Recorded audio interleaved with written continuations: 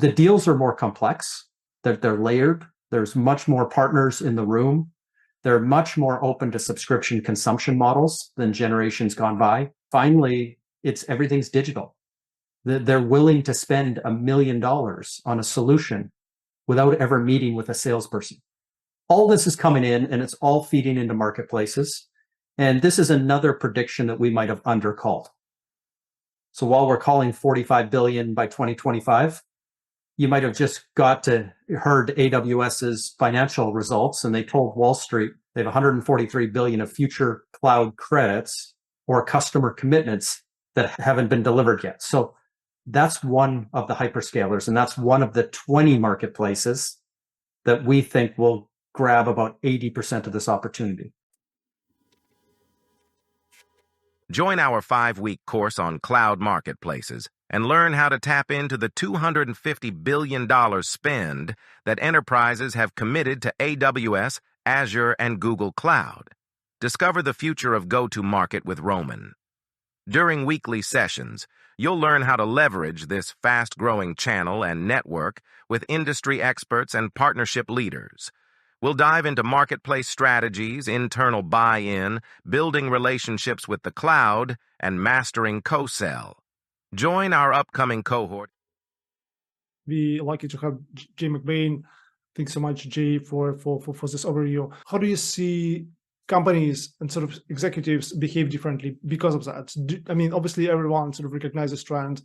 I'm talking about, I mean, you've been spearleading this. How do you see companies actually kind of respond to that? I mean, across every industry, across 27 industries, if I look at banks and insurance companies, pharmaceutical companies, automotive companies, 82% of CEOs now are investing more in partnerships. They understand that digital marketplaces actually accelerate partnerships. And those could be channel partnerships, but they're obviously all the co-innovation, co-development partnerships. So the opportunity to surround that customer with what we call that multiplier, that services multiplier. You know, in hyperscalers today, we work with AWS to figure out that there's $6.40 available to third parties inside every dollar of AWS consumption. So how does that $6.40 play out in the market? And how does it look kind of on that flywheel? Where are those services? So I'll show that. So when we take a customer view and you put the customer in their entire journey, and I said that the journey now never ends. So this is a circular flywheel. There's a ton of services that come before the point of sale. The consulting, the design, the architecture. This is what the channel used to give away for free because all the money was made at procurement. You could make 20, 30% front back end margins. It was very rich that would allow you to give away all the services for free. But you'll notice in the AWS world, for example, if you want to be a reseller in that procurement gray circle, there might be 3%, maybe a total of 5% for you total. So if you're not charging for those very particular services before, during, or after the transaction, it's very difficult to make money.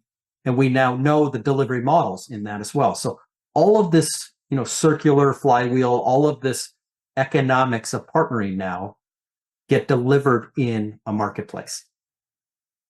So a customer is just as likely to not only buy the consumption or subscriptions, but to also buy the services and to extinguish the credits they've already committed to via services and hardware in the future, as opposed to just the software layers of what a marketplace is today. And this is why you have McKinsey telling the Fortune 500 CEOs and boards that B2B marketplaces will make up $17 trillion with a T by 2030. And the whole world economy is only 105. So these are ridiculously large numbers, and it's too large, too quick.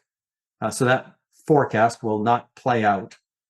But the fact that we're debating tens of trillions of dollars tells you in front of this new buyer that this is the way forward. The fact that McKinsey, BCG, you're right, absolutely. Everyone is talking about that. Thanks so much. The breakdown. This is the McKinsey research. And if you kind of hone in on the bottom left, what they're calling the ecosystem is $70 trillion. Again, the world economy is 105. So by 2030, they see the whole world economy running as an ecosystem, which I actually don't disagree with, because 75% of world trade today is sold through channels. You bought your last car from a dealer, you bought your last TV from a retailer, you bought your last jar of peanut butter from a grocer, even though you guys don't buy peanut butter. These things all sit within that world economy. But marketplaces, B2B marketplaces, are going to take an increasing large chunk of how transactions happen today indirectly. And your next car, the next electric car you buy, it might be direct to the dealer through their marketplace.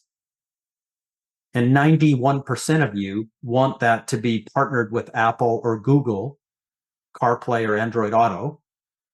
And so that integrated product that you buy, or the layers, the next car you buy a few years from now isn't only electronic, but you might buy it as a 7-layer stack. And you'll do that on a digital marketplace. That is a great sort of overview of big picture. Every hyperscaler now, they're trying to add coastal motion to their marketplaces, because marketplace listing in itself is obviously not enough, right?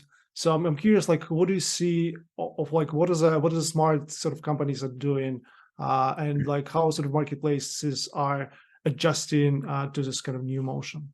Smart companies are figuring out what their market TAM, target addressable market, but for the first time, we have CEOs now calling in, asking about their SAM, the service available market, and their service obtainable market. And this was usually the channels organization or the dealer, broker, agent, reseller, retailer, franchisee part of the business would figure out go-to-market and routes to market, where now you have the board and CEOs talking at great length about breaking down your service obtainable market. And they need to understand what marketplaces your buyer is in already, what marketplaces your buyer is going to, and making sure that, you know, you have to decide. And this happened with consumer companies about 10 years ago. Do we get on Amazon.com? Do we get on Alibaba.com or not? Do we build out our own marketplace? Do we have a hybrid model? Now this is happening everywhere. So if you see the logos in the middle, you see the 3 hyperscalers obviously there. You see the big SaaS companies are there. You see some legacy companies, IBM, Oracle, SAP are all there. And now some companies like Dell, who is the e-commerce champion of the 90s. And I sold PCs for 17 years, so I competed against somebody who ran TV commercials making fun of my channel. So the e-commerce direct champion of decades gone by hasn't created a marketplace yet. You know, Cisco, which just acquired Splunk, you know, has not created a marketplace at that level. HPE, Lenovo. I mean, the traditional client server companies have been late in the game. And the question is, on a 7-layer stack, how much of their products going to be sold through these larger marketplaces? How many of those deals are going to run off their own marketplace? And how is that going to work? You know, what's the economics of that? And so this is kind of the final thing I'll share in terms of layers of research, is that if 80% of marketplace opportunity goes to 20 marketplaces, which are on line 3 here, the cloud marketplaces, the hyperscalers, the biggest SaaS companies, there's about 20 logos I could have put in here, which I just showed you in line 3. But the question is, who's competing for the other 20% of marketplace activity, which is $9 billion. I mean, it's not a small number. You get your fair share of $9 billion, it creates, you know, extremely high value. You've got 375 distributors right now that are building out marketplace functionality. You got the likes of Ingram, who over the last, you know, decade has acquired a bunch of technologies, which became Cloud Blue. You got TD SYNNEX probably spending about $1 billion in transformation right now, creating this environment.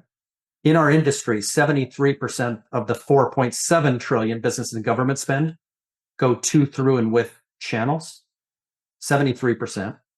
So they're trying to convert that 73% that already goes through partners into marketplace activity. And those would be white labeled, embedded kind of marketplaces that now that partner who would have won the business in the past off an invoice or some sort of RFP process can now go serve that digital experience to the buyer. You've got a whole new generation of cloud distributors who do not have warehouses.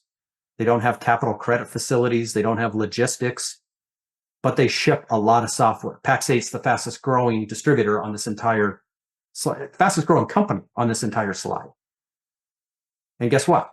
They are focused on this kind of federated marketplace future, understanding how important partners are to customers and giving those partners of all types the digital tools necessary to go serve, because marketplaces are $1 billion development exercise. You can't just build out wireframes and add some e-commerce tools. You know, it's not 5 years ago. It's companies like Salesforce have been investing in the App Exchange, and they have actually the best marketplace today. But they've been investing for 15 years in these digital capabilities, understanding that people don't buy subscription and consumption models in the old way. You don't buy Netflix from the cable guy in the white van. You buy it on a digital subscription. And that's going to permeate all parts of life. So if you don't have $1 billion to spend, you're probably going to have to white label, kind of like you buy a CRM today. You buy a marketing automation platform. You buy an HR platform from Workday. You buy a service platform like ServiceNow. I mean, you buy these platforms because they're too expensive to build. And you get to leverage all the, development that goes into it and the benefits, and you get to compete. As a small company, you get to compete like a big bank with the same tools. And same goes for marketplaces. So those are the ones that serve the partner. You've got the technology solutions distributors, used to be known as master agents in the telco space. 25 master agents have been consolidated down to 4 players now. And they're building out their capabilities.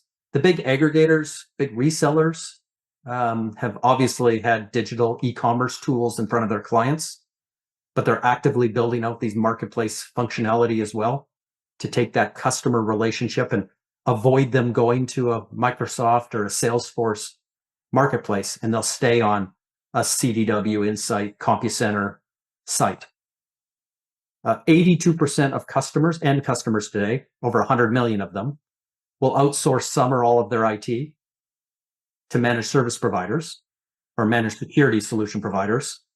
The tools that they use to run their business, ConnectWise, Kaseya, now Datto, Enable, it's about 25 of those tools are going to be serving up the layers of the tech stack that gets managed. So this is when you sell to a partner as opposed through a partner. And we're predicting today about 30% of all IT that's out there, you have an MSP in that decision room, in that group of people on the committee. They're playing a bigger role than ever before.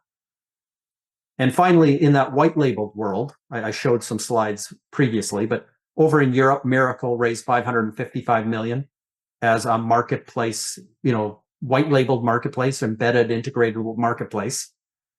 AppDirect is raising hundreds of millions. I mentioned Cloud Blue, part of Ingram. A small company in Canada, Vendasta, just raised 120 million. So we're watching over 150 MDPs, marketplace development platforms. Everyone here, minus line 3, are going after the other 20%. So if Pax8, for example, could win their fair share and go win 10%, they would double the size of their business overnight by winning their fair share of this marketplace opportunity, which sits in less than 5 quarters from that. It's right here, right now.